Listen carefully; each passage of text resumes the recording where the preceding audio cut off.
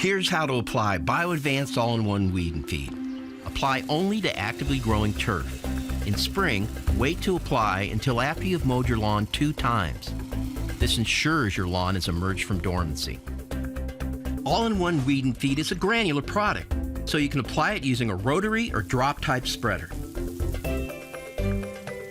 Treat the border of your lawn first, then fill the center by making parallel passes. Be sure to check the label for application tips to ensure complete coverage. Remember to sweep, brush, or blow any excess granules off driveways, sidewalks, and patios and back onto the lawn. You'll get a thicker, greener lawn with stronger roots and enriched soil.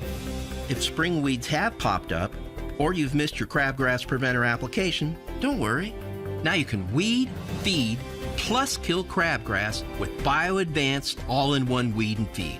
Get more from the blue bag.